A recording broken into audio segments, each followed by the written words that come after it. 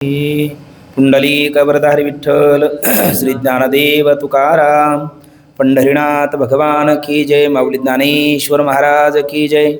जगद्गुरु तुकाराम महाराज की जय। सद्गुरु जोग महाराज की जय। जो आनंद सत्य प्रकाश विभू आणि आधार नाम रूपास बुद्धी न जाणे आणि जाणे त्यास तो अपार शुद्ध परमात्मा मीची असे। माझे अपार स्वरूप समुद्रावरती जणू तरंग ब्रह्मा विष्णू महेश गणपती सूर्यचंद्र वरुण यम निर्मिती देवी कुबेरे तैसेचे। जो सर्वज्ञाने दया घन मुनी हृदय ज्याचे करते ध्यान त्याचे बुद्धी उपाधी करून मिथ्या भान मजचे माझे होत असे। ज्याचे अज्ञाने भाषे जगत जसा दूरवरी सर्प दिसत परी दोही ठाईना सर्प जगत ते स्वतंत्राने स्वयं ब्रह्ममीची असे। पुण्यपुरुषी सदैव निष्काम बोध प्राप्ती कारणे भजवा राम तू मीची आहे आत्माप्त काम तरी न मन कोणा करावे म्या। सुखम नित्यम स्वप्रकाशम व्यापकम नाम रूपयो अधिष्ठानं बुद्धिबोध्यम बुद्धिर्दृग्यत्तु निर्मलम अपारम सर्व वेदांत वेद्यम प्रत्यक परम तदेवाहम न मत्तोन्यदितिमय निश्चितामतिः। जयांचे केले स्मरण होय सकळ विद्यांचे अधिकरण तेची वंदो श्रीचरण श्री गुरूंचे ते नमस्कारोनी आता। विचार सागर तरंग 6वा परिच्छेद 61 क्रमांकाचा वैयाकरणेचे मत व खंडन। विचार सागर तरंग 6वा परिच्छेद 61 क्रमांकाचा वैयाकरणेचे मत व खंडन। तर 6 तरंग आपला 5 तरंगाचा विचार पूर्ण करून या 6व्या तरंगामध्ये कनिष्ठ अधिकारी जो तर्कदृष्टी आहे त्याकरता सांगितलेला न्यायघटित वेदांत आहे। न्यायघटित वेदांत सांगत असताना इथे हा नास्तिकाकरता हा ग्रंथ नाही, हा आस्तिकाकरताच ग्रंथ आहे। पण आस्तिकामधली जी 2 प्रकार आहे, श्रौत आस्तिक आणि दुसरा तार्किक आस्तिक। तर श्रौत आस्तिकाकरता सांगितलेला वेदांत विचार आणि त्याच्याकरता वापरलेली भाषा म्हणजे 4था तरंग आहे। आणि तार्किक आस्तिकाकरता सांगितलेला विचार त्याकरता वापरलेली भाषा म्हणजे न्यायघटित वेदांत हा 6वा तरंग आहे। याला तार्किक आस्तिक म्हणण्याचं कारण हा श्रुती प्रमाणाचा सिद्धांत स्वीकारत नाही असं नाही, परंतु आपल्याला बुद्धीला पटल्याशिवाय स्वीकारत नाही। म्हणजे बुद्धीला श्रुतीपेक्षाही प्राधान्य देणारा हा आहे। पण मग त्याच्या बुद्धीची मजल कुठपर्यंत आहे, बुद्धीच्या पुढे सुद्धा श्रुती प्रमाणच कसं आहे हे सांगण्याकरता न्यायघटित भाषा इथे वापरलेली आहे। त्यामध्ये आग्रदेवाच्या स्वप्नाचा विस्ताराचा विचार झाल्याच्या नंतर तत्वमसी महावाक्याचं तात्पर्य जर आपल्याला जाणून घ्यायचं असेल तर तात्पर्य आहे जीव ब्रह्म ऐक्य। पण जीव ब्रह्म ऐक्य तत्वमसी आदी 4 महावाक्याचं तात्पर्य हे शक्यार्थाने कळत नाही, त्याकरता लक्षणं कळावी लागते। म्हणून आपण सुरुवातीला आत्ता थोडासा लक्षणाचा विचार केला।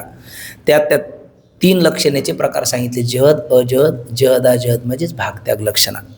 त्यात 2 लक्षणं हा अनुपयुक्त आहे आणि 1 लक्षणं उपयुक्त आहे। मग शिष्याने अर्थात या तर्कदृष्टीने प्रश्न केला, गुरुदेव 3 लक्षणांपैकी 2 लक्षणं अनुपयुक्त आहे, 1 लक्षण उपयुक्त आहे, हे सांगण्यापूर्वी लक्षणं म्हणजे काय हे माझ्या लक्षात येऊ द्या आणि मग मला 2 लक्षणं उपयोगाच्या कशा नाही आणि एकच कशी आहे हे माझ्या लक्षात येईल। मग त्यावेळेला जरी प्रश्न लक्षणेबद्दल असला तरी उत्तर मात्र शक्तीबद्दल देऊ लागले। का? न्यायशास्त्राचा छोटा ग्रंथ म्हणजे तर्कसंग्रह आणि त्याच्यात एक प्रसिद्ध पंक्ती आहे ती म्हणजे शक्य संबंध लक्षणा। म्हणजे शक्य कळालं तर शक्तिवृत्तीमध्येच लक्षणवृत्तीचं बीज असतं, शक्तिवृत्तीशिवाय लक्षणवृत्ती कळत नाही। म्हणून प्रश्न जरी लक्षणेबद्दल असला तरी शक्तिवृत्तीचं निरूपण करायला लागले। आणि हे शक्ती प्रकरण जरा सूक्ष्म आहे। जसं रामायणामध्ये लक्ष्मणाला शक्ती लागली का ते शक्ती प्रकरण आजही परभणी बीड अशा भागामध्ये भावार्थ रामायण चालतं। आणि मग रोज 1 अध्याय 2 अध्याय त्या सुवाचक सूचक यांचे ठरलेले असतात। पण शक्ती प्रकरण ते मध्यंतरी बंद करता येत नाही, कारण सूर्य उदयाला येण्यापूर्वी ती शक्ती यावी लागते आणि मग लक्ष्मण वाचतो। म्हणून ते शक्ती प्रकरण एकदा चालू झालं का ते रात्र रात्र चालतं। तसं विचार सागरामधले हे एक प्रकारचं शक्ती प्रकरण आहे ना, ते शक्ती प्रकरण आहे। तिकडे जसे 4-5 अध्याय तसे इथे 4-5 जणांची शक्तीबद्दल मत आहे। तर त्यातलं पहिलं मत आहे वेदांताचं, दुसरं मत आहे नैयायिकाचं आणि तिसरं मत आता येतं वैयाकरणाचं, चौथं आहे कुमारिल भट्टांचं. अशी काही मतं आपल्याला पुढे येतात.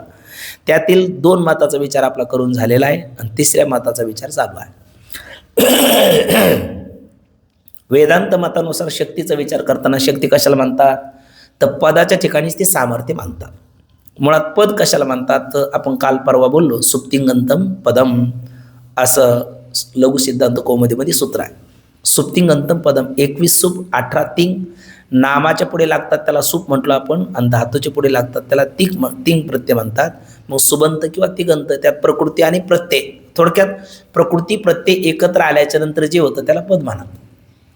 प्रकृतीमध्ये 2 गोष्टी आहेत, नाम आणि धातू, आणि प्रत्ययामध्ये 2 आहेत, सुबंत आणि तिगंत, आणि हे एकत्र आल्याच्या नंतर जे बनतं त्याला पद म्हणतात. किंवा आपल्या मराठी व्याकरणामध्ये पदाची व्याख्या केली आहेत, अर्थवान वर्ण किंवा वर्णाचा समुदाय याला पद असं म्हणतात. आणि मग प्रत्येक पदाच्या ठिकाणी काय असतं, एक सामर्थ्य असतं. जसं घट पदाच्या ठिकाणी सामर्थ्य आहे, कंबू ग्रीवादेवान बारीक गळ्याच्या मातेचं भांड्याचं ज्ञान करून देण्याचं. पट पदाच्या ठिकाणी सामर्थ्य वस्त्राचं ज्ञान करून देण्याचं. आणि मग त्या सामर्थ्याला शक्ती असं म्हणतात. आणि मग ती वृत्ती म्हणजे पदाच्या आणि गटपद उच्चारल्याच्या नंतर कलशरूप अर्थाचं आपल्याला ज्ञान होतं. का बरं, तर त्या पदाच्या ठिकाणी सामर्थ्य आहे, त्या पदाच्या अर्थाचं ज्ञान करून देण्याचं. पदाचा आणि पदाचा अर्थाचा जो संबंध असतो त्यालाच वृत्ती असं म्हणतात. वृत्ती शब्दाचा अर्थ अनेक ठिकाणी अनेक अर्थाने वृत्ती शब्द आलेला आहे, पण इथे वृत्ती शब्दाचा अर्थ आहे पदाचा आणि पदाच्या अर्थाचा जो संबंध आहे त्याला वृत्ती असं म्हणतात. आणि संबंधामध्ये 2 प्रकार, एक साक्षात आणि दुसरा परंपरा संबंध. जो शक्य अर्थाने अर्थ समोर येतो तो साक्षात संबंधाने येतो, आणि लक्षार्थाने अर्थ जो समोर येतो तो परंपरा संबंधाने येतो. आणि मग त्या वृत्तीमध्ये 2 प्रकार, एक शक्तिवृत्ती आहे आणि एक लक्षणा वृत्ती आहे. तर शक्तिवृत्ती म्हणजे पदाच्या ठिकाणी असणारं सामर्थ्य, त्याला शक्तिवृत्ती असं म्हणतात. पण हे मत कोणाला मान्य नाही, नैयायिकाला मान्य नाही.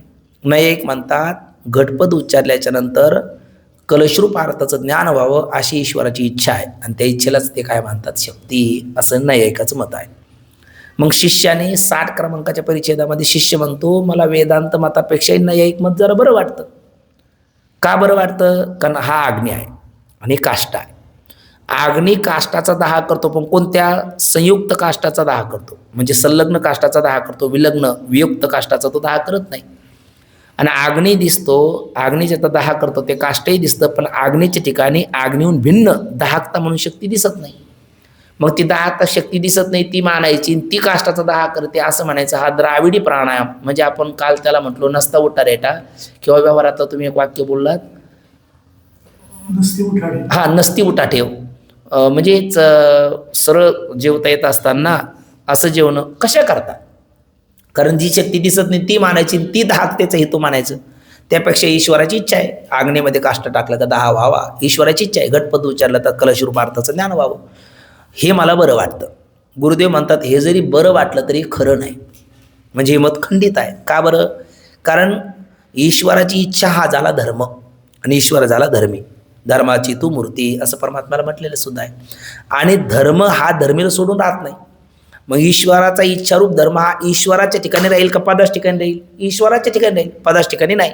आणि ईश्वराचा इच्छारूप धर्म ईश्वराच्या ठिकाणी न मानताना पदाच्या ठिकाणी मानला तर न्यायमतात हा अन्याय होईल, म्हणून नैयायिकाच मत खंडित.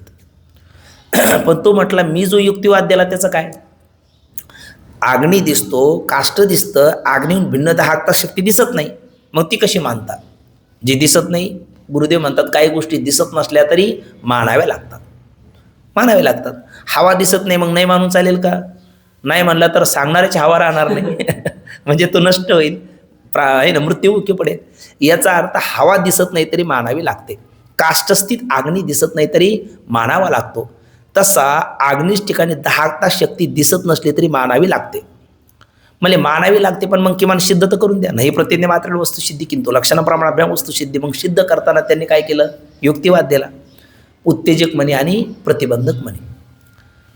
प्रतिबंधक म्हणजे कारण सामुग्री विद्यमान असताना कार्य घडू देत नाही त्याला प्रतिबंधक म्हणे म्हणतात. आणि तो प्रतिबंधक म्हणे असताना त्या प्रतिबंधक मनाने केलेला जो प्रतिबंध आहे त्याचा अवरोध करून कार्य घडण्याकरता जो समर्थक ठरतो तो उत्तेजक म्हणे आहे. अग्नीच ठिकाणी दाहकता आहे, ज्वाला आहे, आणि तो अग्नी त्याच्यामध्ये टाकल्याच्या नंतर भस्म करणं हा त्याचा स्वभाव आहे. म्हणून तो कोबराय म्हणतात, नकळत पावा अग्निवरी जरी पडे तरी 10 न घडे ऐसे कदा न घडे. आणि अप्रतिबंधक मान्याकरता दुसरं प्रमाण, मोहारा तोची अंगे सूत न जळे ज्या संगे. मोहरा म्हणजे एक प्रतिबंधक म्हणजे तोच आहे का ज्याच्या ठिकाणी सूत, त्याला अग्नी जाळणार असतो, पण त्याच्या संगतीत सूत आलं का अग्नी त्याला जाळू शकत नाही. म्हणजे त्या प्रतिबंधक मान्याने अग्नीला जर प्रतिबंध केला म्हणून तर अग्नी तर दिसलेला आहे, ज्वाला लपट्या त्याचे दिसतात, म्हणजे त्याला प्रतिबंध केला असं म्हणता येत नाही. मग कोणाला केला? न दिसणाऱ्या दाहकता शक्तीलाच प्रतिबंध केला. आणि तो प्रतिबंधक म्हणे असताना तिथे उत्तेजक म्हणे जर घातला तर काय होतो? दाह होतो. याचा अर्थ अग्नीच्या ठिकाणी अग्नीहून भिन्न दाहकता शक्ती दिसत नसली तरी मानली पाहिजे. हा म्हटला तर्क. अनुभूती द्या. अनुभूती म्हणले तुझाच अनुभव, तू रोगी झाल्याच्या नंतर कोणतं कार्य करतो? म्हणजे कुठलंच नाही. मग तू तर तुझे हात आहे, हात असून तू देत घेत नाही, पाय असून तू धावत नाही, डोळे असून तू पाहत नाही. मग का पाहत नाही? म्हणले शक्ती नाही. म्हणजे नसणारी शक्ती दिसते कुठे? नाही म्हणले दिसत जरी नसली तरी ज्या अर्थी डोळ्याने पाहण्याचा व्यवहार पूर्वी होत होता आरोग्य असताना, आणि आता रोगी झाला का डोळे पाहू शकत नाही, कान ऐकू शकत नाही, वाणी बोलू शकत नाही. याचा अर्थ रोगाने काय केला? त्या शक्तीचा अभाव केला, शक्ती काढून घेतली, शक्ती अभिभूत केली. आणि आरोग्य लाभल्याच्या नंतर पुन्हा शक्ती आगम झाला, पुन्हा कार्य करण्याकरता समर्थ ठरला. या अर्थी पुरुषाच्या ठिकाणी त्याच्याहून वेगळी शक्ती दिसत नसली तरी ती मानावी लागते. तसं अग्नीच्या ठिकाणी दाहकता शक्ती वेगळी दिसत नसली तरी ती मानली पाहिजे. आणि मग प्रत्येक पदाच्या ठिकाणी किंवा पदार्थाच्या ठिकाणी आपापलं कार्य करण्याचं जे सामर्थ्य आहे त्याला शक्ती असं म्हणतात. हे वेदांत मताने शक्तीचं स्वरूप आपण कालपर्यंत पाहिलं. आता वैयाकरणी जे आहेत यांच्या मताने शक्तीचं स्वरूप काय आहे त्याचं अगोदर मंडन करतात, नंतर त्याचं खंडन करतात. तर त्याचा थोडक्यात आशय आपण पाहू. पहिले वैयाकरण मताने शक्तीचं स्वरूप काय? तर वैयाकरण्याचं म्हणणं आहे पदाच्या ठिकाणी अर्थज्ञानाची जी हेतुता त्याला ती शक्ती मानतात. हेतुता शब्दाचा अर्थ घ्यायचा योग्यता. घटपद आहे, पदाच्या ठिकाणी त्याचा अर्थ कोण? बारीक गळ्याचं कलशरूप अर्थ. त्याच्या ज्ञानाची हेतुता म्हणजेच योग्यता, त्यालाच ती शक्ती म्हणतात. तर हे बोलणं त्यांचं वरवर पाहता वेदांतासारखंच वाटतं, पण आपल्यासारखंच त्यांचं म्हणणं आहे का काही वेगळं आहे हे आपल्याला कळण्याकरता आपण त्यांना विचारावं. का हो? वरवर पाहता तुमचं म्हणणं आमच्यासारखंच वाटतं, मग तुम्ही सामर्थ्याला शक्ती म्हणता का? तर ते म्हणतात आम्ही सामर्थ्याला शक्ती म्हणत नाही. म्हणजे मग तुम्ही जर सामर्थ्याला शक्ती मानत नाही तर लोकप्रसिद्ध विरोधा वाचून तुम्हाला आधी काही फल प्राप्त होणार नाही. का? कारण लोकांमध्ये शक्ती, सामर्थ्य, बल, जोर, पावर, ताकद हे सगळे शब्द एका अर्थावाचीच वापरले जातात. एखादा जर म्हटला आणि असं म्हटलं यद्यपि सिद्धम लोकविरुद्धम नाचरणीयम नाचरणीयम, एखादी गोष्ट सिद्ध असेल पण लोकविरुद्ध असेल तर जाणत्या मनुष्याने त्याचं आचरण करता कामा नये. आपल्या इतिहास प्रसिद्ध आहे आपल्या वारकरी संप्रदायातला. भगवान माऊली महावैष्णव ज्ञानोबराय यांचे पिता श्री विठ्ठलपंत रुक्माई आणि 4 लेकराने आळंदीमध्ये पहिली सभा घेतली आणि त्यामध्ये सांगितलं द्याल ते प्रायश्चित्त मान्य करू म्हणती 6 जणे. कारण विठ्ठलपंत म्हणायला लागलेत संन्याशानंतर ग्रस्त आश्रम स्वीकारणं हा दोष माझा आहे, मग माझ्या कर्माची शिक्षा लेकराला का? त्याला समाजात स्थान द्या, त्यांचं उपनयन संस्कार मुंज वगैरे होऊ द्या. तर आळंदीकरांनी म्हणलं बरं त्याला तुम्ही प्रायश्चित्त आम्हाला द्या, आम्ही प्रायश्चित्त घेतो. मग आळंदीकरांनी प्रायश्चित्त दिलं. देहांत प्रायश्चित्त असे या बोलेले विचारून भले हित करा. एकच प्रायश्चित्त देहांत प्रायश्चित्त. आणि मग एक माता पिता आपले शांतीब्रह्म बाबा म्हणत असतात आपल्या लेकराच्या सुखाकरता आईवडील किती त्याग करू शकतात याचं मूर्तिमंत उदाहरण म्हणजे विठ्ठलपंत आणि माता रुक्माई आहे. त्यांनी देहांत प्रायश्चित्त घेतलं. शास्त्र म्हणेल ते सांडावे ते तर आजही तृण मानावे, घे म्हणतले ना म्हणावे विषयी विरू. ही ओवी लिहित असताना माऊलीच्या समोर कोण असतील? आपले बाबा म्हणत असतात त्यांचे आईवडीलच असतील, कारण त्यांनीच हा त्याग केला ना शास्त्रापुढे. आणि मग यांनी दुसरी सभा घेतली. मग आता यांनी आळंदीकरांनी काय करावं? त्यांना उपनयन संस्काराचा अधिकार द्यावा, पण यांनी तसं केलं नाही. ते म्हणले जावे प्रतिष्ठान तिथून शुद्धीपत्र आणा, ते आम्ही वंद्य करू, मान्य करू. मग प्रतिष्ठान अर्थात दक्षिण काशी पैठणलाच पाठायचं होतं, तर अगोदर देहांत प्रायश्चित्त का द्यावं? देहांत प्रायश्चित्त द्यायला तर मग आता सर्त करून घ्यावं. पण त्यांनी ज्यावेळेस ते पैठणला जा म्हणले हे निवृत्तीदादा मग मात्र कडाडले. निवृत्तीदादा म्हणायला लागले, देहाच्या जोखडात गुंतलेली ही मंडळी आपल्याला काय प्रायश्चित्त देणार, आपल्याला जाण्याची गरज नाही. नाम मनुष्योनचे देविक्षु चिदानंद रूप शिवोम शिवोम. बरं, याला अनुमोदन दिलं सोपान काकाने, मुक्ताईने. ज्ञानदादा एकटे पडलेत, पण ज्ञानदादा काही बोलत नाही. पण ज्ञानदादाचा चेहरा थोडासा उदासीन झालेला निवृत्तीदादाने बघितला, ते त्यांना सहन झालं नाही. म्हटले, ज्ञानोबा तुम्हाला हे मान्य दिसत नाही. म्हणले, दादा तुम्ही बोलता ते चुकीचं नाही, पण मग ज्ञानदादा म्हणतात, देखी कृतार्थ झाले निष्कामता पावले, तयाही कर्तव्य अशी उरले लोकाची लागे. यद्यदाचरती श्रेष्ठ हा तत्तदेवे तरोजना असेत प्रमाण कृती लोकस्त धनुवर्तते येत वडील जे करती त्या नाम धर्म ठेविती येरतीच्या अनुष्ठी ते सामान्य सकळ. जरीही आपल्याला याचा काही दोष लागत नाही, पण मुक्तामध्ये दोन प्रकार आहे. एक युक्तयोगी कोटीतला आहे आणि एक युंजान योगी कोटीतला आहे. युंजान योगी कोटीतले जर आपण असतो तर हे बोलणं आपल्याला सहज ठरलं असतं, पण आपण युक्तयोगी कोटीतले आहेत. भगवत इच्छेने कल्पकोटीचा प्रारब्ध स्वीकारून जगत कल्याणाकरता आपला अवतार आहे.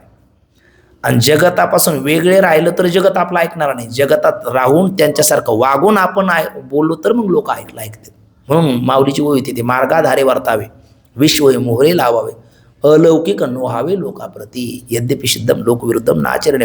म्हणून त्यांना आपल्याला समजून सांगायचं तर त्यांच्यासारखंच आपल्याला सगळ्या त्या परंपरेतून गेलं पाहिजे. मग निवृत्तीदादा म्हटला की ठीक आहे, काय हरकत नाही. मग ते पैठणला गेले. म्हणजे हा प्रसंग एवढ्या करता आपण म्हटलो की जरी एखादी गोष्ट सिद्ध असली आणि ती लोक विरुद्ध असली तर जाणत्या मनुष्याने त्याचा प्रयोग तो करत नाही.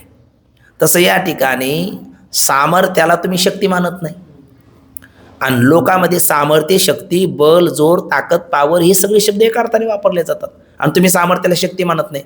मग लोकप्रसिद्ध विरोधा वाचून तुम्हाला आणखी काय फल प्राप्त होईल.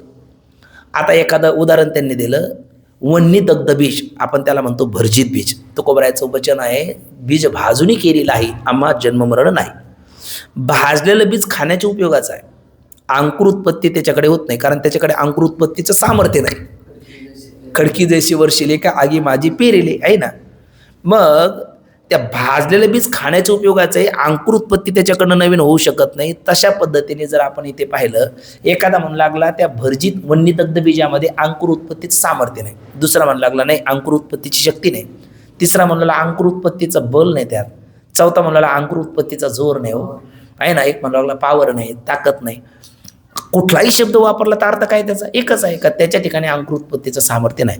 मग तुम्ही सामर्थ्याला काय मानत नाही, शक्ती मानत नाही. आणि लोकांमध्ये सामर्थ्य, शक्ती, बलजोर हे सगळे शब्द एका अर्थाने वापरले जातात. मग लोकप्रसिद्ध विरोध वाचून आणखी काय फल प्राप्त होईल तुम्हाला, असं या वैयाकरणाला वेदांती बोलतात. बरं जाऊ दे म्हटले, तुम्ही पदाच्या ठिकाणी सामर्थ्य मानत नाही म्हणजे हो. मग पदाच्या ठिकाणी सामर्थ्य मानत नाही, एक तर लोकप्रसिद्ध विरोध वाचून तुम्हाला काही फल पडणार नाही. आणि असा एखादा व्यक्ती असेल का कधी सुद्धा तो वेगळाच मुरारी तृतीय पंथच काढत असेल तर लोक 4 वेळेस 10 वेळेस ऐकून घेतात, पण एक क्षण असा येतो की लोक म्हणतात तिकडे जाऊ नका, ते तिरसट आहे. आपल्या व्यवहारात काय म्हणतात, ते तिरसट आहे. म्हणजे हा काही बोललं तर ते त्याचा अर्थ वेगळाच घेणार बुवा. आपल्या छोटे माऊलीने एक गोष्ट सांगितली होती, तर ते कीर्तनाचे परंपरेत म्हणजे गावागावामध्ये माऊलीच म्हणत असतात, नारायणगावचे कार्यकर्ते ते सप्ताहाचे कार्यकर्ते असतात, आणि त्यामुळे सप्ताहाचं जरा थोडंसं पतनही झालं संस्कृतीचं. पण सगळ्याच भागात असं नाही, काही भागात लोक त्यात ते जाणते आहेत, ते कुणाचेही कीर्तन ठेवत नाही. ते कीर्तन असे ठेवतात का जेणेकरून खरंच सामाजिक वैचारिक लोकांचं उत्थान होईल, आपली परंपरा जोपासली जाईल अशी कीर्तनं ठेवतात. आणि ते ठेवताना तो असा चढता क्रम ठेवतात, म्हणजे बरोबर त्यांना वक्त्याची लेवलसुद्धा ते असं, आपण श्रोता इतका दक्ष आहे ना, वक्त्याला सुद्धा माहिती नसतं की हे सगळं यांचं नियोजन आहे, इतके त्यातले ते दक्ष असतात काही लोक. मग त्यांनी कीर्तन ठेवल्याच्या नंतर असे 7 दिवसाची कीर्तनं ठेवली. 8व्या दिवसाचं काल्याच कीर्तन ठेवलं आणि चढता क्रम ठेवला. आणि गावातली एक व्यक्ती अशी तिरसट होती, पण त्यांनी त्याला विचारलं का हो आजचं कीर्तन कसं काय. छान आहे म्हटले, पण म्हणलं म्हणजे गेलं ना मागचा आनंद. म्हणले काय, म्हणले महाराजांचा स्वर जरा कमी होता. दुसऱ्या दिवशी विचारलं, म्हणजे आज स्वर चांगला होता पण ताल नव्हता. तिसऱ्या दिवशी म्हणले स्वर ताल होता पण पाठांतर कमी होतं. चौथ्या दिवशी विचारलं, मग आज काय, म्हणले स्वर ताल पाठांतर आहे पण अखंडता नाही. मग स्वर ताल पाठांतर अखंडता आहे नाही म्हणले हा जरा विनोदाची शैली कमी आहे. मग स्वर ताल पाठांतर अखंडता विनोद आहे, नाही म्हणले वेदांत नाही. स्वर ताल पाठांतर अखंडता विनोदही आहे, वेदांतही आहे, नाही म्हणले आज जर ते भक्तीच अंग जरा कमी आहे. असं कुठे ना कुठे काही ते उणीव काढतच राहिले. पण ही कार्यकर्ती इतकी बहादर होती का त्याने 8व्या दिवशी अष्टपैलू व्यक्तिमत्व असणारा कीर्तनकार आणला का ज्याच्यामधली उणीवच काढता येणार नाही. मग त्यांना विचारलं आज स्वर आहे, ताल आहे, पाठांतर आहे, लय आहे, अखंडता आहे, वेदांत आहे, विनोद आहे, भक्ती आहे, कर्मविकासित सगळं आहे, सगळं आहे. मग आज म्हणले पण आज काय ते म्हणायला लागले महाराजांची मावशी मिसरी लावते. आता ते म्हणायला लागले खरं कीर्तनामध्ये महाराजांच्या मावशीच्या मिश्रीचा आणि त्या कीर्तनाचा काय अर्थार्थी संबंध आहे? काहीच नाही. पण त्याला काय करायचं, फक्त उणीव काढायची. छिद्रान्वेषिणी वृत्ती त्याला म्हणतात. छिद्रेषु बहुला अनर्था भवती किंवा वादी भद्रम न पश्यती. मग असा जर एखादा व्यक्ती असेल तो जर महाराजांच्या मावशीच्या मिश्रीपर्यंत गेला, आता ते कार्यकर्ते पुन्हा त्याला कधी विचारायला जातील? कधीच नाही. अरे याचं ध्येय काय? फक्त नाव ठेवणे. तसं सामर्थ्याला शक्ती न मानता तुम्ही जर वेगळंच काढायला लागला तर अशी स्थिती तुमची होईल आणि एक क्षण येईल का लोकांच्या निंदेलाच तुम्ही पात्र व्हाल, तुम्हाला आधी काही फल प्राप्त होणार नाही. ही एक पहिली गोष्ट. दुसरं, ठीक आहे सामर्थ्याला तुम्ही शक्ती मानत नाही म्हणजे तुम्ही सामर्थ्याचा अभाव मानता, म्हणजे हो. आणि अर्थज्ञान जनकातरूप योग्यता याला तुम्ही शक्ती मानता. मग हे दोन आहे, एक पद आहे आणि एक पदाचा अर्थ आहे. मग सामर्थ्याचा अभाव तुम्ही पदाच्या ठिकाणी मानता का पदाच्या अर्थाच्या ठिकाणी मानता ते तरी सांगा, असं कोणाला विचारलं या वैयाकरणाला. तर अभिप्रेत्य परिहाराने बोलणे, आपणच शंका घ्यायची आणि आपणच उत्तर द्यायचं. तर पदाच्या ठिकाणी सामर्थ्याचा अभाव आहे असंही तुम्हाला म्हणता येणार नाही, पदाच्या अर्थाच्या ठिकाणी सामर्थ्याचा अभाव आहे असंही तुम्हाला म्हणता येणार नाही. का म्हणता येणार नाही त्याचं स्पष्टीकरण केलं. आता हे अग्निपद आहे. मग ते काय म्हणतात, अर्थज्ञानाची हेतुतेला ते काय म्हणतात, शक्ती म्हणतात. मग त्यांना विचारलं पदाच्या ठिकाणी सामर्थ्य आहे का? वैयाकरणी म्हणतात नाही. मग पदाच्या ठिकाणी सामर्थ्य नाही म्हणायचं, सामर्थ्य संहिताला समर्थ म्हणतात, सामर्थ्य रहिताला असमर्थ म्हणतात. म्हणजे असमर्थ पद आहे आणि ते काय करतं, अर्थाचं ज्ञान करून देतं. म्हणजे पद काय असमर्थ आणि ते काय करतं, अर्थाचं ज्ञान करून देतं. कोणता दोष आला? वदत व्याघात, मे मुखा जीवा नास्ती. त्याला इथे त्यांनी शब्द वापरलाय नपुसक मनुष्याचं अमोघ वीर्य. काय नपुसका पद्मिनीची सोहळे वांजीशी डोहाळे कैशी होती, नाथबाबा म्हणतात. मनुष्य नपुसक म्हणायचं आणि त्याचं अमोघ वीर्य म्हणजे व्यर्थ न जाणारं पुरुष बीज. मग व्यर्थ न जाणार पुरुष बीज असेल तर त्याला नपुसक म्हणाल का? नपुसक म्हणत असाल तर व्यर्थ जाणार पुरुष बीज हे बोलणं उदत व्याघात आहे ना.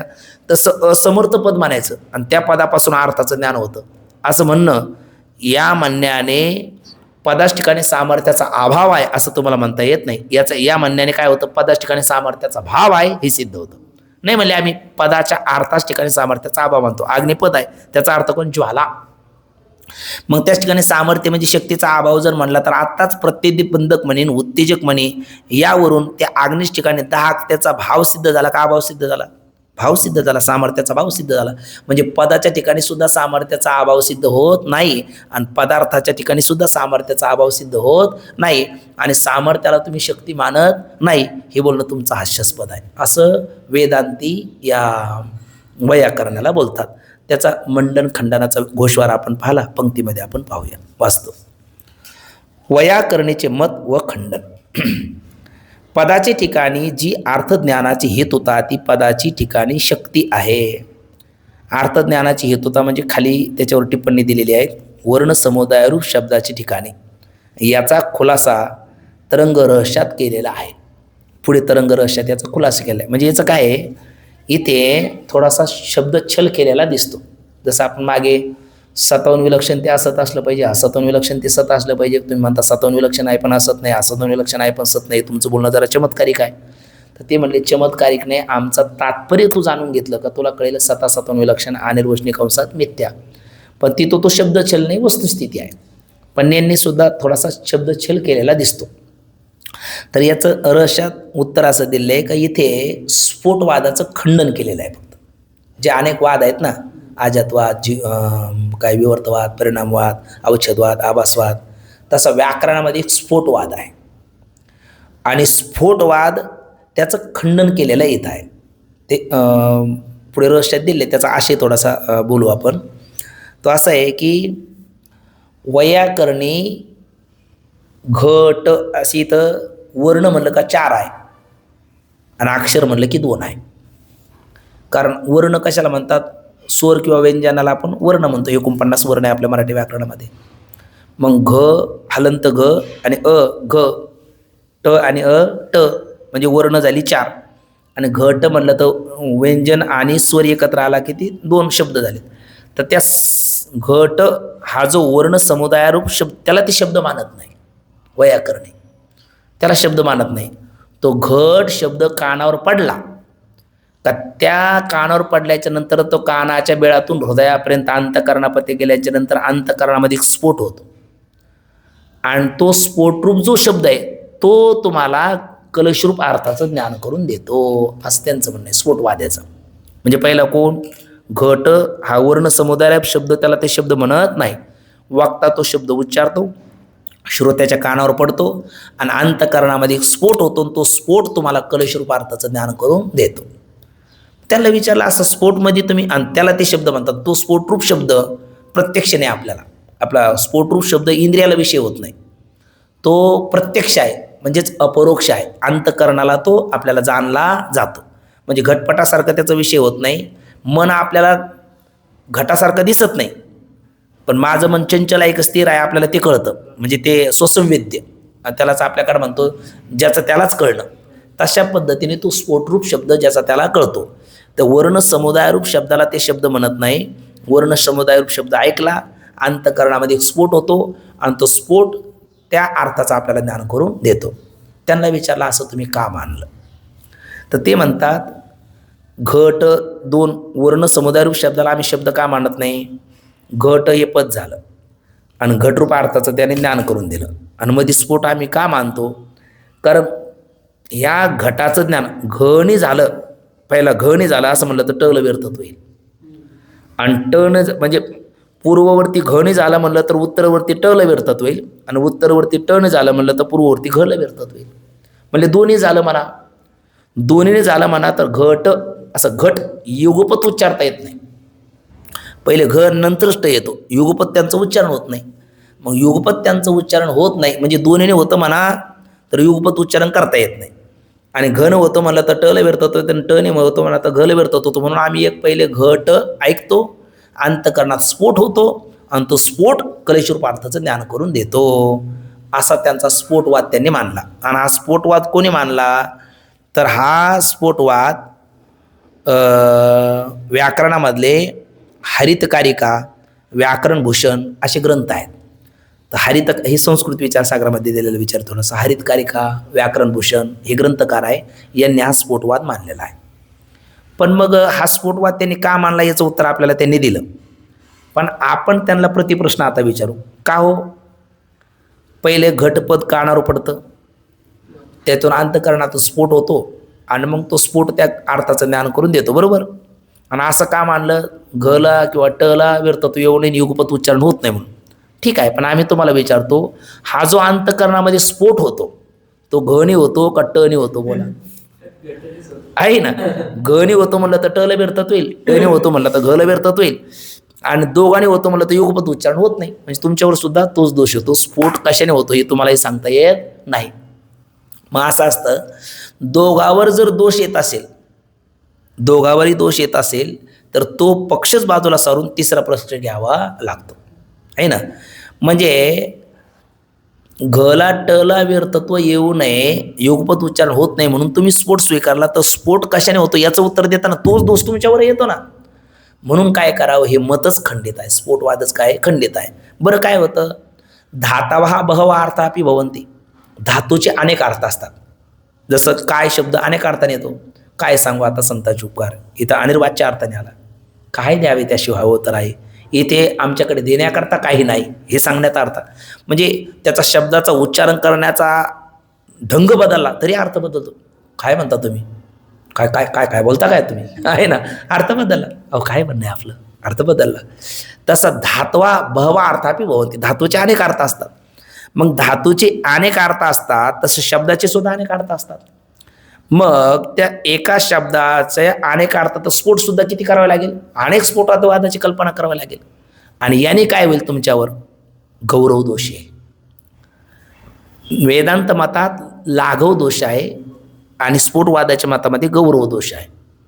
गौरव तरी दोष आहे, लाघव तरी दोषाचा आहे. पण आपण मागे बोललो का दोन्ही दोष येत असेल तर दोन दोषापैकी कोणता दोष पडला? आपल्या व्यवहारात म्हणतात दगडापरीस वीट मऊ. दगडाचा तरी मारच आहे आणि विटाचा तरी मारच आहे. मार तुम्हाला खायचा, बोला कोणता मार खाता? मार खाल्ल्याशिवाय तर गती नाही. तर समोरचा काय म्हणेल? बाबा विटाचा मार द्या.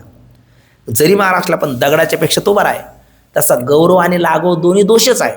वेदांत मतातही दोष येतो, वैयाकरण स्फोटवादाच्या मतातही दोष होतो. पण स्फोटवादाच्या मतामध्ये अनेक स्फोटवादाची कल्पना करावी लागते म्हणून गौरव दोष होतो. आणि वेदांत मतामध्ये स्फोटवादाची कल्पना न करता संगती लागते म्हणून लाघव दोष होतो. म्हणून गौरव दोष आणि लाघव दोष हा घेण्यापेक्षा वस्तुस्थिती स्वीकारणं कधी बरं. मग गौरव दोष म्हणजे काय? बाबाने दिलेला दाखला आपण मागे एकदा बोललो. एक ज्येष्ठ व्यक्ती, ज्येष्ठ नागरिक प्रवासाकरता बसमध्ये बसल्याच्या नंतर कंडक्टर आले, तिकीट. हा म्हणू लागला 2 द्या. त्याने विचारलं एक मागे बसलेले आहेत का? म्हणले नाही. मग तुमच्या शेजारचे? म्हणले तेही नाही. कोणी येणार आहे? म्हणजे तसं काही नाही. मग 2 तिकीट कशाला? म्हणजे एक हरवलं तर एक असावं म्हणून. आणि मग कंडक्टर म्हणले दुसरे हरवलं तर? नाही म्हणले 1 महिनाभराचा पास मी काढलेला. ते कंडक्टर म्हणला पासही हरवला तर? नाही म्हणले ज्येष्ठ नागरिकाला सध्याला फ्रीच आहे. मग ज्येष्ठ नागरिकाला फ्री असताना पास घेणं, पास घेऊन पास ठीक आहे, लाघव दोष. पुन्हा 2 तिकीट घेणं गौरव दोष आहे ना. तसं स्फोटवादामध्ये अनेक स्फोटाची कल्पना करणं हा गौरव दोष आहे. आणि पदाच ठिकाणी सामर्थ्य मानणं, म्हणजे पदाच ठिकाणी सामर्थ्य वेगळं दिसत नाही पण ते मानणं हा लाघव दोष आहे. वेदांताच्या मतामध्ये लाघव दोष आहे, स्फोटवादाच्या कल्पनेमध्ये गौरव दोष आहे. मग गौरव दोष घेण्यापेक्षा कोणता दोष घेणं बरं? लाघव दोष. बरं, लाघव दोष घेतल्याशिवाय संगती लागत नाही. का बरे? कारण पदाच ठिकाणी सामर्थ्य दिसत नाही म्हणून मानलं जर नाही तर ते दाहक म्हणी, उत्तेजक म्हणी, प्रतिबंधपणी याने सामर्थ्य सिद्ध होतं ना. म्हणून पदाच ठिकाणी सामर्थ्य मानणं कधीही योग्य आहे. म्हणजे इथे जरी शब्द छल केल्यासारखा दिसला तर एक वादाचं, हे स्फोटवादाचं केलेलं खंडन आहे. बरं, हे खंडन कोणी केलं? तर उत्तर आहे भगवान उपवर्ष यांनी हे खंडन केलं. आता भगवान उपवर्ष कोण? ते भगवान उपवर्ष जसं वेदामध्ये 2 मीमांसा आहे. मजा अवगमले या दोन्ही मीमांसा श्रवणस्थानी बोध मदामृत मुनी आले शिविती. तर पूर्व मीमांसा आणि उत्तर मीमांसा. कर्मकांडाचा भाग हा पूर्व मीमांसेत येतो, ज्ञानकांडाचा भाग उत्तर मीमांसेत येतो. गुरु व्यासदेव यांनी प्रतिपादित आहे ती उत्तर मीमांसा आहे आणि जैमिनी आचार्य यांनी प्रतिपादित आहे ती पूर्वमीमांसा आहे. आणि जैमिनी आचार्यांच्या पूर्वमीमांसेवर जे प्राचीन वृत्तिकार म्हणून आहे ते भगवान उपवर्ष आहे. आणि दुसरं म्हणजे भगवान पाणिनी, या पाणिनींचे गुरु म्हणजे भगवान उपवर्ष आहे. आणि यांनी या स्फोटवादाचं केलेलं खंडन आहे. आणि आणखी या स्फोटवादाचं खंडन आपल्याला विस्ताराने पाहण्याची अपेक्षा असेल तर त्यांनी रहस्यात उल्लेख केला की ब्रह्मसूत्र आहे ना, ज्याच्यामध्ये 16 अध्याय 4 पाद 555 सूत्र आहे, असं ब्रह्मसूत्र. आणि त्या ब्रह्मसूत्रातला पहिला अध्याय 3रा पाद 26 क्रमांकाचं सूत्र आहे. ते पुरावा म्हणून दिलं. शब्द इति चेत नात प्रभावात अनुमानाभ्याम असं एक ब्रह्मसूत्रातलं सूत्र आहे. म्हणजे पहिला पाद 3रा अध्याय आणि 26 क्रमांकाचं सूत्र आहे. आणि त्यावर भगवत पूज्यपाद श्रीमद आद्याचार्य शंकराचार्यांनी विस्तृत पद्धतीने या स्फोटवादाचं खंडन केलेलं आहे. पण त्याचा ग्राह्य भाग तो आत्ता आपण बोललो तो रहस्यात दिलेला आहे. तुर्त इथे शक्तीबद्दल वैयाकरणाचं मत काय आणि जसं नैयायिकाचं मत काय ते मत काय आहे हे मंडन पाहून आपण खंडन पाहिलं, तसं वैयाकरणाचं शक्तिवादाबद्दल मत काय आणि त्याचं खंडन तो विचार दिलेला आहे. त्या पंक्ती तेवढ्या आपण पूर्ण करून घेऊ. पदाच्या ठिकाणी जी अर्थज्ञानाची हेतुता ती पदाच्या ठिकाणी शक्ती आहे. जशी घटपदाच्या ठिकाणी कलशरूप अर्थज्ञानाची जी योग्यता आहे, घटपद उच्चारलं तर आपल्याला कलशरूप अर्थाचं कंबुगृहदेवान बारीक गळ्याच्या मातीच मांडायचं काय होतं? ज्ञान होतं. कारण त्या घटपदाच्या ठिकाणी ती योग्यता आहे, त्याच ठिकाणी ते सामर्थ्य आहे. म्हणून म्हणतात जशी घटपदाच्या ठिकाणी कलशरूप अर्थज्ञानाची जी योग्यता तीच शक्ती आहे असे वैयाकरणी मानतात. हे मानणे शब्दार्थवरून वेदांताप्रमाणेच दे. कारण वेदांती सुद्धा म्हणतात घटपदाच्या ठिकाणी सामर्थ्य आहे कशाचं? घटरूप कलशरूप अर्थाचं ज्ञान करून देण्याचं. आणि हे काय म्हणतात? घटपदाच्या ठिकाणी अर्थज्ञान जनकातरूप योग्यता, याला ते काय म्हणतात, शक्ती म्हणतात. म्हणजे शब्दाचा अर्थ वरवर पाहता दोन्हीचा काय दिसतो, सारखा दिसतो. पण आपले तुकोबराय म्हणतात दोन्ही दिसती सारखी वर्म जाणे तो पारखी. जरी त्यांचं बोलणं आपलं बोलणं अर्थता जरी समान असलं तरी आम्हाला जे बोलायचं तेच तुमचं बोलणं आहे का तुमचं बोलणं काही वेगळं आहे असं आपण त्यांना विचारूया. म्हणून म्हणतात हे म्हणणे शब्दार्थवरून वेदांताप्रमाणे आहे, परंतु स्पष्ट बोध होण्याकरता त्यास असे विचारावे की, त्यास म्हणजे कोणाला, या वैयाकरणाला विचारावं. काय विचारावं, तुमच्या मतात पदाच्या ठिकाणी सामर्थ्य आहे काय? कारण पदाच्या ठिकाणी सामर्थ्य आम्ही वेदांती मानतो. घटपद उच्चारलं तर कलशरूपार्थाचं ज्ञान व्हावं, पटपद उच्चारलं का वस्त्राचं ज्ञान व्हावं, मठपद उच्चारलं का एखाद्या धर्मशाळेचं ज्ञान व्हावं, म्हणजे पदाच्या ठिकाणीच ते सामर्थ्य आहे असं आम्ही मानतो. तसंच तुम्ही मानता का असं त्यांना आपण विचारावं. तुमच्या मतात पदाच्या ठिकाणी सामर्थ्य आहे काय? होय म्हणेल कोण, वैयाकरणी. होय म्हणेल तर आमच्या मताप्रमाणेच शक्तीची सिद्धी होते. म्हणजे वैयाकरणी आणि वेदांती काय झाले, शक्तीच्या बाबतीत एक वाद आहे ना, दोघांचं एक मत आहे असा अर्थ होय. पण ते तर आपलं, त्यांनी जर आपलंच म्हणलं तर मग वैयाकरणी आम्ही कोण, वैयाकरणी अर्धमात्रा लाघवेन पुत्र उत्सव म्हणणे ते वैयाकरणा. वैयाकरणी म्हणून आमचं वेगळं काय, आमची काहीतरी वेगळीकता दिसली पाहिजे. पण पदाच्या ठिकाणी अर्थज्ञान जनकातरूप योग्यता हे म्हणणं कोणाचं, वेदांताचं, ती शक्ती आम्ही मानित नाही. कोण म्हणतात, वैयाकरणी. याचा अर्थ काय, याचा अर्थ सामर्थ्याला तुम्ही शक्ती मानत नाही. म्हणजे हो आम्ही सामर्थ्याला शक्ती मानत नाही, पण सामर्थ्य, शक्ती, बल, जोर हे सगळे शब्द किती अर्थाचे आहेत, एकाच अर्थाचे. हे लोकात प्रसिद्ध आहे. आणि सामर्थ्याला तुम्ही शक्ती मानलं नाही तर लोकप्रसिद्ध विरोधा वाचून दुसरं काही फल तुमच्या पदरी पडणार नाही ते सांगतात. सामर्थ्य शक्ती मानत नाही, परंतु सामर्थ्यहून भिन्न शक्तीचे रूप मानणे योग्य नाही. अरे सामर्थ्य म्हणजे शक्ती, शक्ती म्हणजे बल, बल म्हणजेच जोर. सामर्थ्यहून शक्तीचं स्वरूप वेगळं मानता येणार नाही. कारण सामर्थ्य, बल, जोर, शक्ती ही एकाच वस्तूची, एकाच व्यक्तीची, एकाच तत्वाची लोकात नावं काय आहेत, प्रसिद्ध आहेत. उदाहरण द्या, उदाहरण देतात.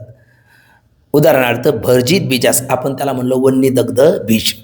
भर्जित बीजास म्हणतात याचे ठिकाणी अंकुर उत्पत्तीचं सामर्थ्य नाही. दुसरा म्हणला अंकुर उत्पत्तीचं बल नाही. तिसरा म्हणला अंकुर उत्पत्तीची शक्ती नाही. चौथा म्हणला अंकुर उत्पत्तीचं जोर नाही.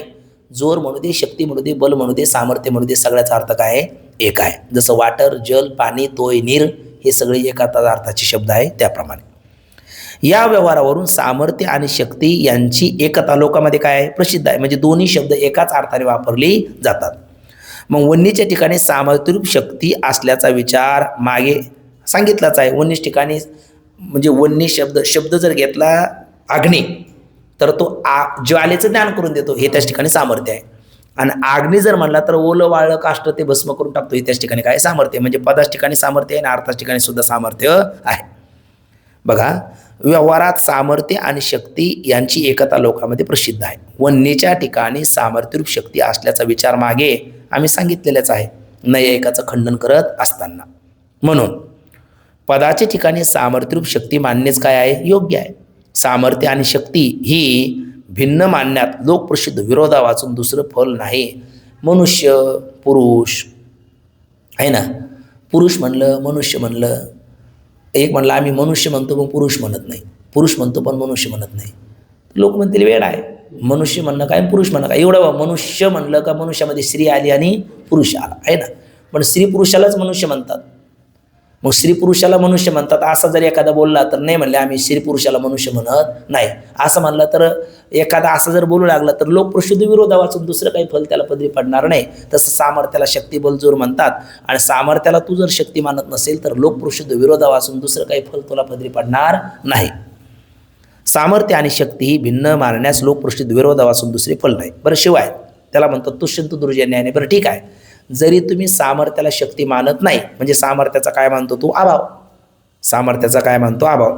तो सामर्थ्याचा अभाव दोनपैकी कोणाच ठिकाणी मानतो, पदाच्या ठिकाणी मानतो का पदार्थाच्या ठिकाणी मानतो, हे आता पुढे विचारतात.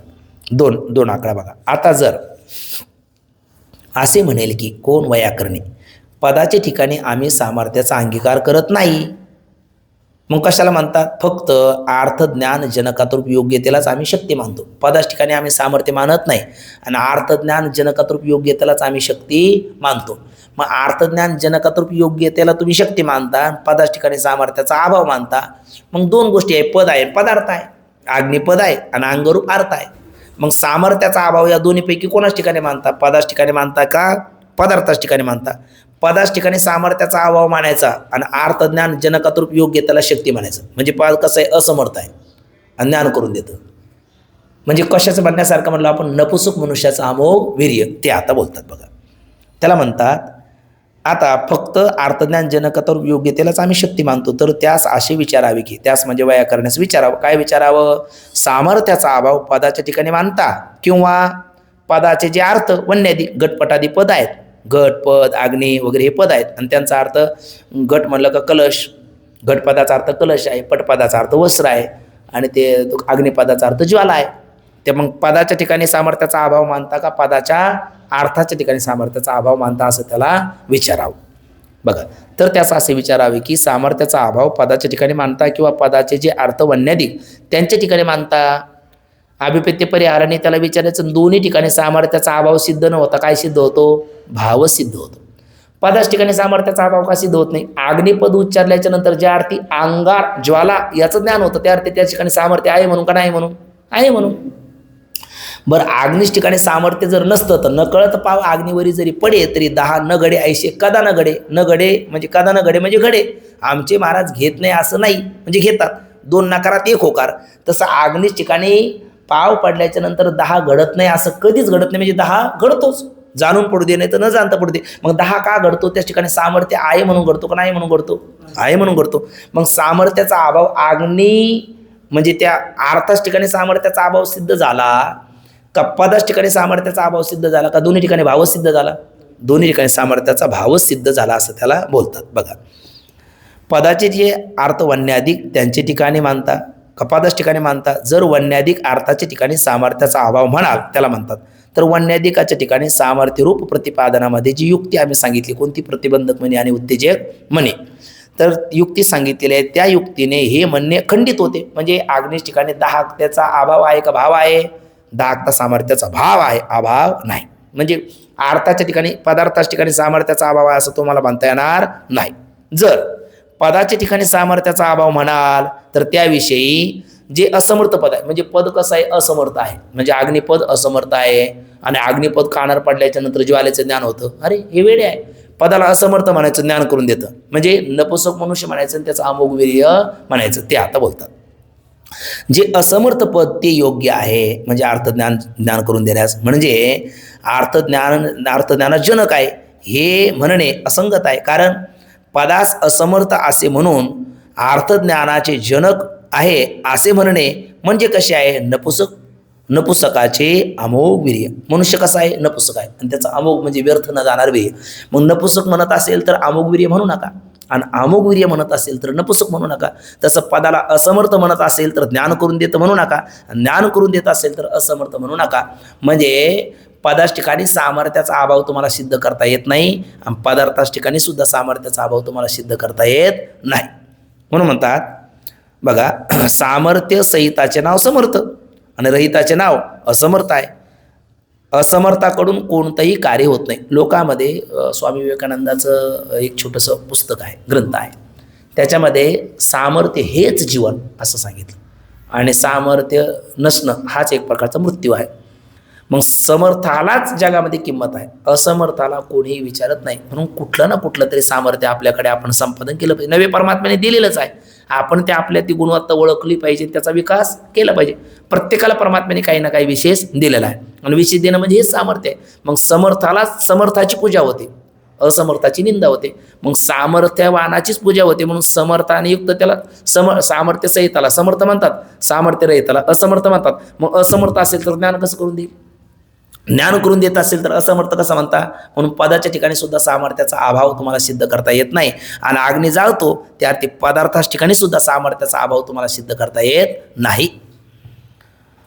असमर्थाकडून काही कार्य होत नाही हे लोकात प्रसिद्ध आहे. या रीतीने अर्थज्ञान जनकातरूप योग्यता ती पदाच्या ठिकाणी शक्ती मानणे योग्य नाही, म्हणजे हे वैयाकरणाला म्हणतात. मग काय योग्य आहे? तर सामर्थ्यरूप शक्ती मानणं हेच योग्य आहे. थोडक्यात शक्तीबद्दल आतापर्यंत 3 मतं झाले. त्या पद उच्चारल्याच्या नंतर त्या अर्थाचं ज्ञान काय होतं? त्या पदाच्या ठिकाणीच ते सामर्थ्य आहे म्हणून ते पद उच्चारल्याच्या नंतर त्या अर्थाचं ज्ञान होतं आणि प्रत्येक पदाच्या ठिकाणी काही ना काही सामर्थ्य असतं. हे झालं वैयाकरणाचं मत, आपलं क्षमा करा वेदांताचं मत. आणि अर्थज्ञान जनकातरूप योग्यता याला शक्ती मानणं म्हणजे एक प्रकारचा केलेला शब्दचल, तरी इथं स्फोटवादाचं खंडन केलेलं दिसतं. म्हणजे वैयाकरण मतही खंडित आहे. आणि ईश्वराची इच्छारूप शक्ती आहे ना, ते पद उच्चारल्याच्या नंतर त्या अर्थाचं ज्ञान हो अशी ईश्वराची इच्छा आहे, त्याला शक्ती मानावं. हे मत कोणाचं झालं? या आपल्या नाही ऐकाचं.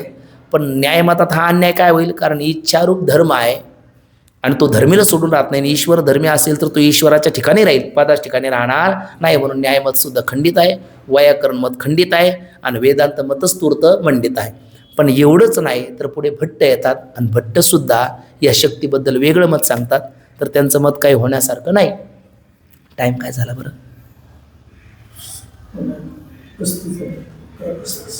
11:35. तर त्याच्याबद्दल फक्त एक 4-5 मिनिट 4-10 मिनिटात पूर्वपीठिका पाहू, बाकी मत आपण उद्याच्याला पाहू.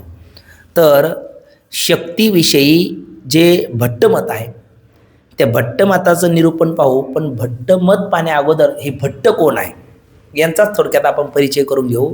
कारण आपण काय म्हणतो, काय सांगतो यापेक्षा कोण सांगतो यालाही फार महत्त्व आहे.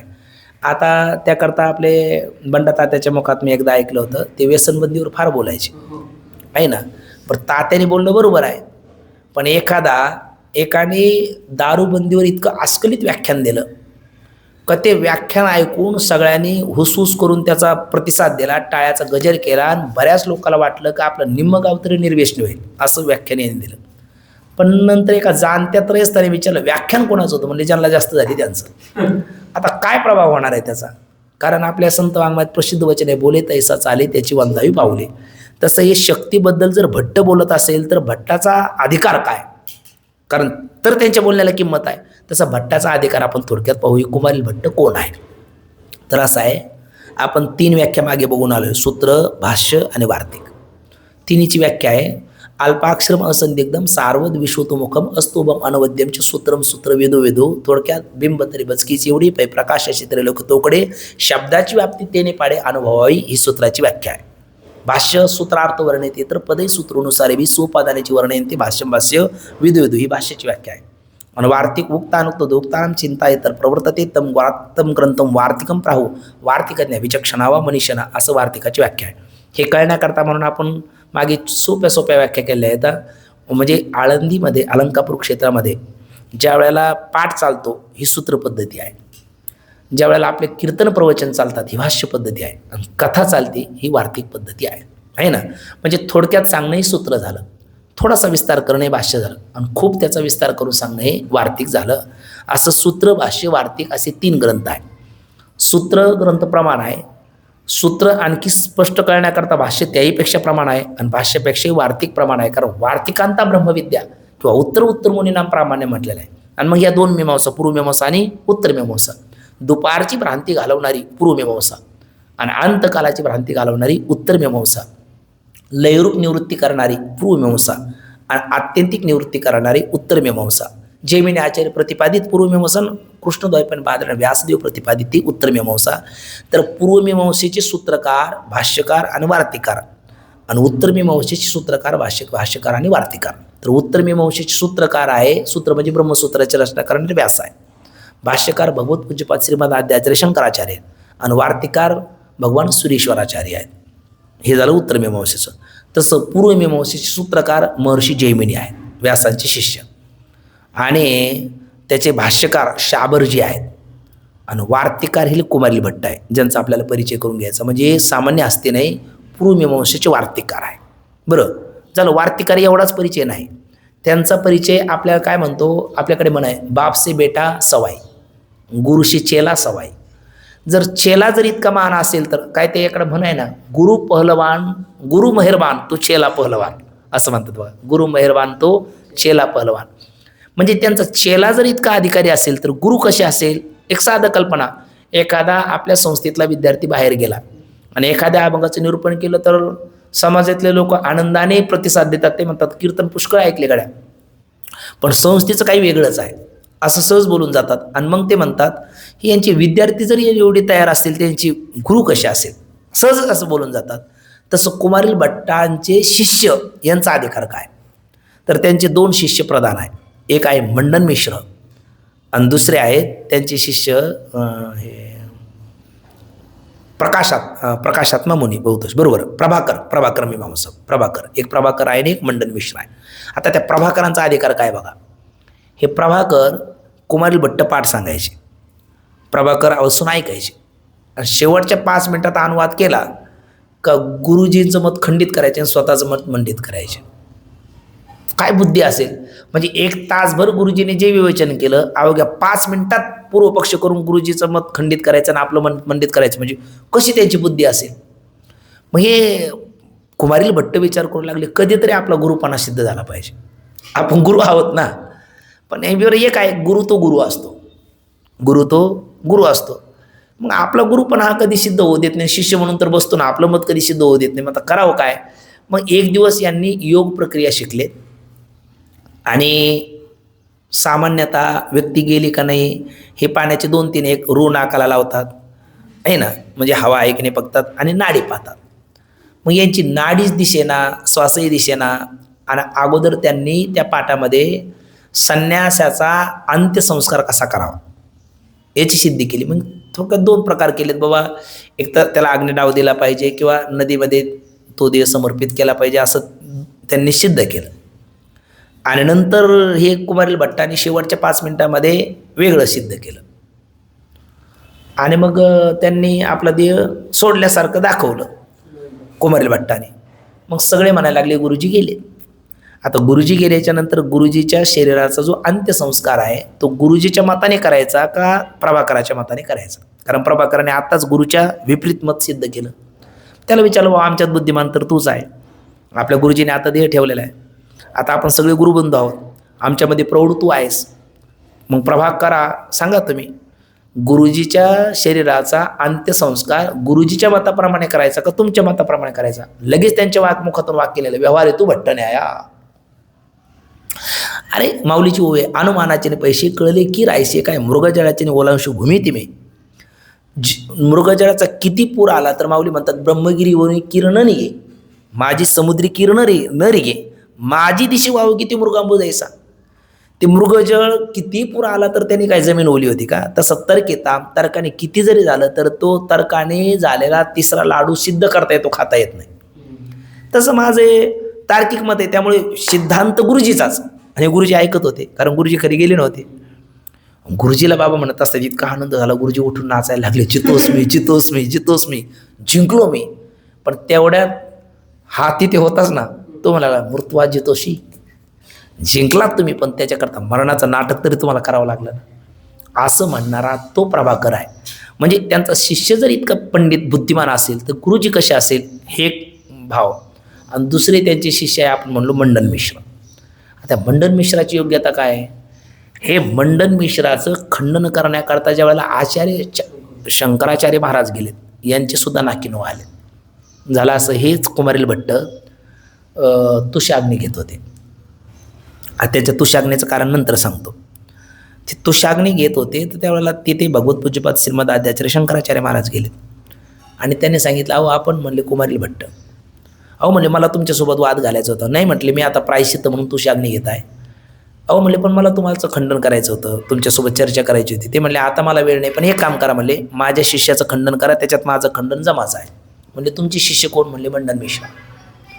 आता मंडन मिश्राचा अधिकार काय. म्हणले मग मंडन मिश्रा कुठे आहेत. म्हणले माहेशमती नगरीमध्ये. म्हणजे पण ती नगरी काही छोटी नाही ना, मग तिथे ओळखायचं कसं. म्हणले स्वतः प्रमाणम परत प्रमाणम किरांगणायत्र गिरा गिरंती.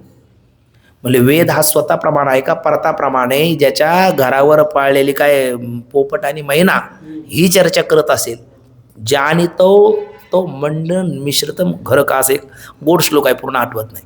ते मंडन मिश्राचं घर आहे समजा का ज्याच्या दारावरची पोपट मैना वेदातली चर्चा करत असेल. काय वे मंडन मिश्राचा अधिकार असेल.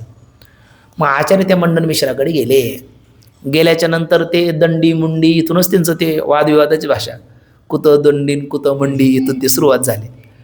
मग म्हणले मला तुमचं मुख पाहण्याची इच्छा नाही. ते मंडन मिश्र म्हणू लागले. म्हणले नका पाहू पण वाद घालायला काय. मग मध्ये एक पडदा टाकला, पडद्याच्या पलीकडे ते पडद्याच्या पलीकडे हे.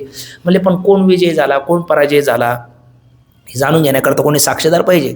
तर मंडन मिश्राचा अधिकार सामान्य नाही. मंडन मिश्र साक्षात माता सरस्वती जी विद्येची अधिष्ठातृ देवता आहे ती त्यांची भार्या म्हणून आल्या होत्या त्या अवतारात. काय त्यांचा अधिकार असेल.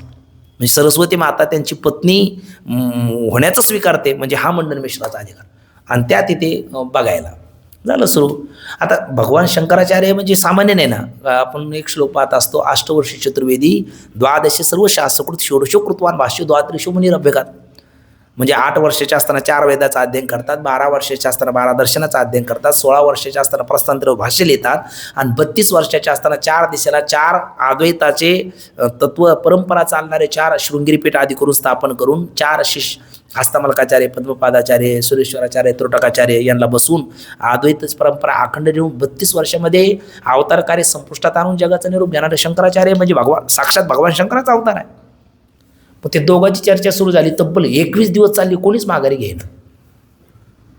पण शेवटी त्या सरस्वती ज्या आहेत त्याही कंटाळल्या, त्यांनाही घरकाम काय, ते म्हणले एक काम करते म्हणले, दोघांच्या गळ्यात 2 पुष्पमाला टाकल्यात, ज्याच्या गळ्यातली माळा सुकेल तो पराजित झाला आणि ज्याच्या माळ्यातली सुकणार नाही तो विजयी, असं ठरलं. पुन्हा 4-2 दिवस गेले, मात्र मग मंडन मिश्राच्या गळ्यातली माळाच कोमजली. तिला कळालं आपल्या पतीचा पराजय झाला. पण आपल्या पतीचा पराजय झाला हे एका पत्नीला कसं सहन होईल? पतीच्या माता आहे ना, पतिवर्ती जैसा भरतार प्रमाण, किंवा पतिवर्तीचे हृदय जैसे पती वाचून न स्पर्शे मी सर्वस्व यातैशी सुपट अशी माऊली म्हणतात. मग ती म्हणायला लागली मी अर्धांगिनी आहे. आणि अर्धांगिनी काय म्हणतात? पूर्णांग कधी होतं? ते दोन्ही एकत्र आल्याच्या नंतर. म्हणजे तुम्ही त्यांना पराजित केलं तरी कोणाला अर्धांगाला पराजित केलं, मला पराजित करा, मग त्यांचा पूर्ण पराजय झाला. आचार्य आहेत, बसा म्हटले वादाला. बसा म्हटल्याच्या नंतर त्यांचा दोघाचा वाद सुरू. पण आचार्याचा सत्य परेशान हो सकता है मगर पराजित कभी नाही. शेवटी अंतिम विजय सत्याचं होणार ना. असत्य किती युक्तिवादाने, मग आता सरस्वती जरी बोलायला बसल्या तरी असत्य ते असत्यच ना, कारण पूर्वमीमांसेला मर्यादा आहे. सरस्वती मातेला आपला पतीचा पराजय सहन होईना, मग सरस्वती मातेने स्त्री पुरुषाच्या समागमातले काही प्रश्न विचारायला आचार्याला सुरुवात केली. आता आचार्य बालब्रह्मचारी, त्या शब्दाचं उच्चारण करणं किंवा श्रवण करणंच हे पाप ब्रह्मचारी आश्रमामध्ये. तरी मंडन मिश्राने सांगितलं असं काय बोलतेस म्हणले. त्यांना याची चर्चा करणं सुद्धा त्यांना त्या धर्माच्या विरुद्ध आहे. सरस्वती म्हणायला लागली, त्या माता म्हणाल्या, त्या म्हणजे त्यांच्या भार्या म्हणायला लागले त्यांनी आपला पराजय कबूल करावा. बरं, आचार्य काय जैन विजयाकरता लढत नव्हते ना. आचार्याला खरी अद्वैत धर्माची स्थापना करायची होती, जगत कल्याणाकरता त्यांचा अवतार आहे ना. आचार्याला माघार घेऊन कशी चालेल? आचार्याने सांगितलं मला काही 2 दिवस द्या, मी तुमच्या प्रश्नाचे उत्तर देतो. त्यांनी दिवस दिले. आचार्य आलेत. आचार्य सामर्थ्यशालीच युक्तयोगी कोटीतले महात्मा आहेत. त्यांनी आपलं स्थूल शरीर सोडलं. त्यांचे भगवान नृसिंहाचे उपासक पद्मपादाचार्याकडे स्थूल शरीर ठेवलं. त्या राज्यातला एक राजा गेला होता राज्यातला, त्याला सांगितलं मी यांना जिवंत करू शकतो. मग त्यांनी ते आपलं स्थूल शरीर ठेवलं, सूक्ष्म शरीर काढलं. त्यांचं सूक्ष्म शरीर नव्हतं, त्या स्थूल शरीरामध्ये प्रवेश केला. 1 वर्षभर त्या गृहस्थी आश्रमाचा सगळ्या गोष्टी जाणून घेतल्या आणि मग ते शरीर सोडलं. पुन्हा आपल्या सूक्ष्म शरीर त्या आपल्या स्थूल शरीरामध्ये टाकलं. पुन्हा तिथे गेलेत. सरस्वती मातेसोबत चर्चा केली, सगळ्या प्रश्नाची उत्तर दिली. तिने आपला पराजय स्वीकार केला. भगवान ह्या मंडन मिश्राचं खंडन केलं. आणि त्यावेळेला त्यांचं ठरलं होतं, जर माझा पराजय झाला आचार्य म्हटले तर मी तुमचं शिष्यत्व स्वीकारेल, आणि तुमचा पराजय झाला तर तुम्ही माझं शिष्यत्व स्वीकारा. मंडन मिश्राच्या डोळ्याला अश्रूच्या धारा लागल्या. आचार्य म्हणले रडतं का? ते म्हणले इतक्या दिवस माझा काळ वाया गेला, मी कर्माने मोक्ष मानायचो. आचार्य म्हणायला लागले वाया नाही गेला, कर्माने मोक्ष आहे परंतु साक्षात नाही. परंपरेने चित्तशी शुद्ध हे कर्म न तो वस्तू उपलब्ध आहे. कर्माची उपयोगिताच नाही असं नाही, फक्त कर्मानेच मोक्ष आहे हे मानणं चुकतं. एवढा सिद्धांत तुम्ही सोडून द्या. आणि मग तेच पुढे झाले भगवान सुरेश्वराचार्य. म्हणजे हे ज्यांचे पहिले शिष्य मंडन मिश्र ती कुमारील भट्ट आहे. म्हणजे कुमारील भट्टांची योग्यता काय या 2 शिष्यावरून आपल्याला कळते. आणि मुळात कुमारील भट्टाचा अधिकार काय त्याचे आणखी 2 प्रसंग आहे. कुमारील भट्ट कोण यांचा थोडासा वृत्तांत आहे आणि त्यांचं या शक्तीबद्दल काय मत आहे असा पुढे वृत्तांत येतो. त्याचा विचार आपण उद्याच्याला करूया. पुंडलिक वरदारी विठ्ठल श्री ज्ञानदेव तुकाराम पंढरीनाथ भगवान की जय. माऊली ज्ञानेश्वर महाराज की जय. जगद्गुरु तुकाराम महाराज की जय. सद्गुरु जोग महाराज की जय. वेळ आहे का बाबा? 5 मिनटं तुम्हाला? हां, याला थांबवा.